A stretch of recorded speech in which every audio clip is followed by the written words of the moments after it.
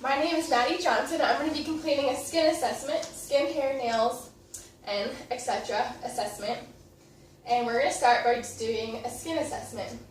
Now we're going to be looking for any lesions, cysts, moles, birthmarks, acne, stuff like that. So first we're going to look for any lesions, macules, patches, papules, plaques, nodules, any tumors, vesicles, bulla, wheals, or cysts. So do you have any of those off the top of your head that you would want me to look at before we start? Probably some moles. Some moles? Okay, so we're going to start by looking at your face and your head. So it looks like we have a mole here, a mole there. It looks like maybe just a couple little blotches of acne. Okay, like the neck, a mole. So it looks like you have an occasional mole. Just going to check your arms.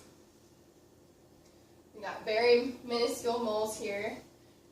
And these are all smaller than 5 millimeters, so we're not going to measure them unless they were bigger than that. Maybe some minuscule moles or freckles. Okay, do you mind if I look at your back? Mm-hmm. Okay. So, looks like you have the same thing. A few moles. Maybe just slight acne, nothing concerned about. And so for your abdomen, do you have any moles?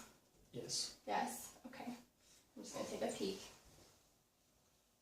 Looks like you have a scar there. Appendicitis. You have appendicitis, appendectomy. Okay. Appendectomy. A few moles there, nothing greater than 5 millimeters. Let's check your legs too. Looks like maybe you have a scab here. A couple freckles, moles. Are you in the sun a lot? I wouldn't say a lot. Did you grow up in the sun? Yeah. You grew up in the sun, okay. I'm from Figured. Florida. Okay, that makes sense. Yeah. Okay. Yes. Okay, and so when I was assessing your body, I didn't notice any purpura, petechiae, no bruises, no ecchymosis. Looking at your legs, I don't see any spider veins or Venus stars or anything. Okay. Let's see. We're gonna look at your fingernails, your capillaries. Do you bite your nails at all? Yes. Okay. Is that why they're short? Yes.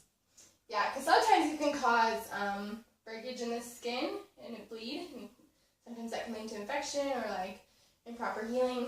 But your pallor, it looks like your skin's really pink and warm. That's perfect. I'm going to check your turgor on your chest. So we're just checking to see how hydrated you are by checking the elasticity of your skin. Have you ever seen people's skin that like tense up? You pinch it and it stays that way? No. Usually older people Yes. that way. I didn't notice any other skin lesions like corn, callus, cutaneous tag, or contact dermatitis. Maybe a little bit of dry skin on your arms and legs. Do you use lotion ever? Not really. So that might be something to consider, using lotion. I'll consider it. Yeah. Okay. So looking at your hair, looks like you have dark brown hair, really thick and coarse. It's distributed.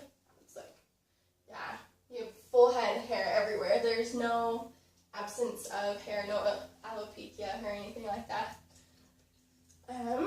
Your face, dry, clean shaven, but it seems like you have a hairy chest and legs and arms, which is very normal for your age. So, yeah. And, let's see. So now we're gonna, I forgot to check some things on your nails. So let's look at those again.